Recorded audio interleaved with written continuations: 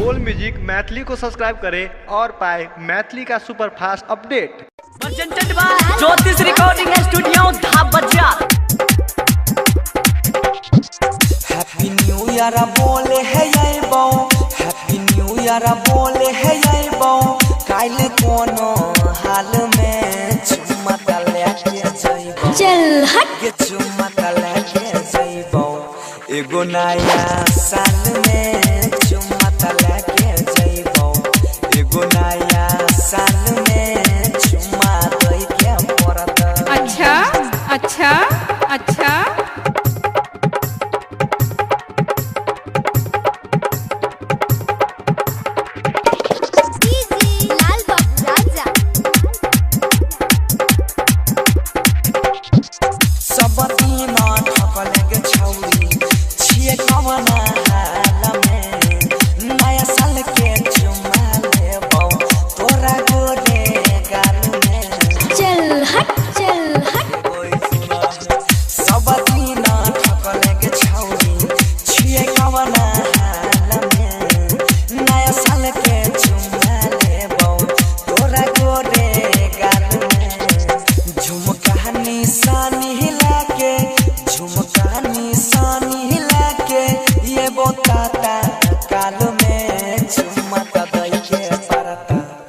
गे चुम्मा दई के परत।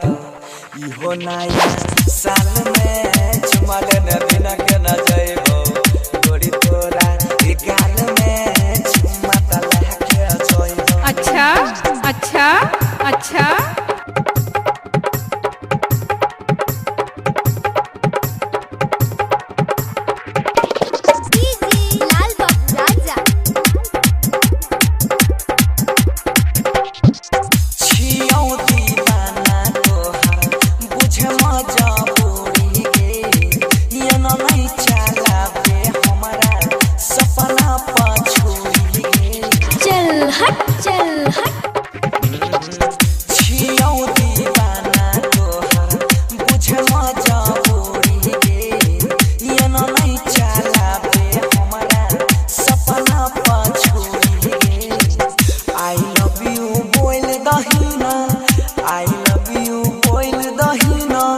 अभी फिलहाल में चुम्मा दई के परत।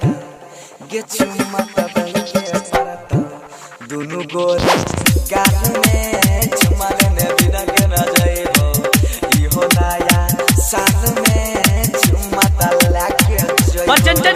ज्योतिष रिकॉर्डिंग स्टूडियो धाबजा।